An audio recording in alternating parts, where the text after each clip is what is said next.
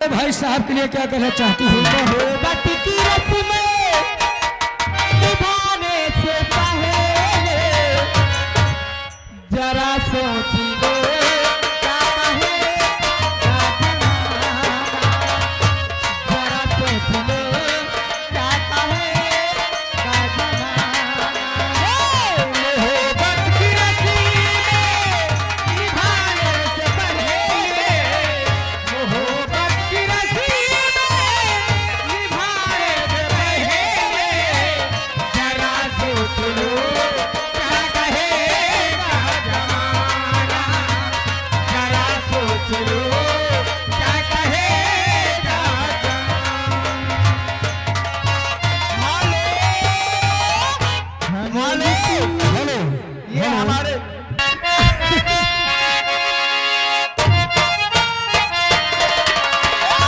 चाहे दूर रहते नजर के इशारे, चाहे दूर रहते कभी पास न आए,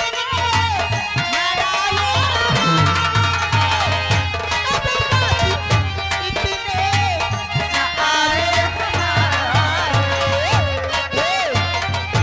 बिगड़ जाएगी बात ये बनने से पहले, बिगड़ जाएगी बात ये बनने से पहले। ये दिल हो गया ये दीवाना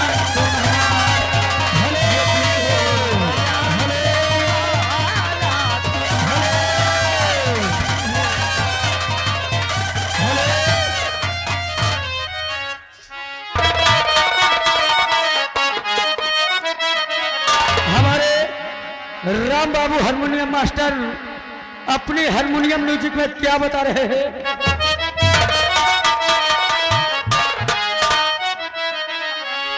अरे बुढ़िया के बुढ़वा चुम्मा ले भाई चुम्मा ले।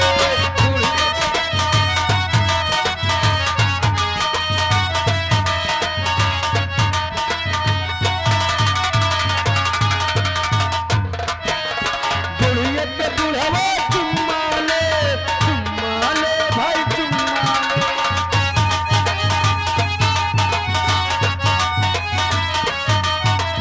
बेटा बतौले घर नहीं इसलिए तो दौड़े घर नहीं।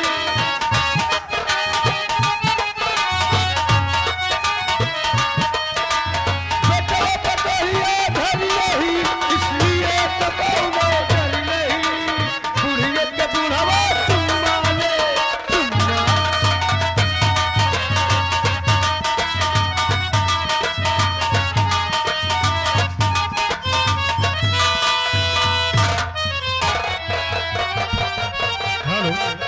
आम खाइए और अनार खाइए और खाइए खस्ते। आम खाइए और अनार खाइए और खाइए खस्ते। सभी प्रोग्राम देखने वालों से मेरा प्यार भरा नमस्ते। न मैं कोई आदित्यनाथ योगी हूं ना तो मैं नरेंद्र मोदी हूं। न मैं कोई आदित्यनाथ योगी हूं ना तो मैं नरेंद्र मोदी हूं। मैं तो हिसामपुर का उदय प्रताप लोधी हूं। आप लोगों ने जिस मोहब्बत से मुझे बुलाया है, आप लोगों ने जिस मोहब्बत से मुझे बुलाया है, उस मोहब्बत को अपने सीने से लगाता हो और सीधे सीधे अपनी औकात में आता हूं। कहना है दोस्तों, आजकल कुछ नहीं सिर्फ पैसे का दौर है। आजकल कुछ नहीं सिर्फ पैसे का दौर है।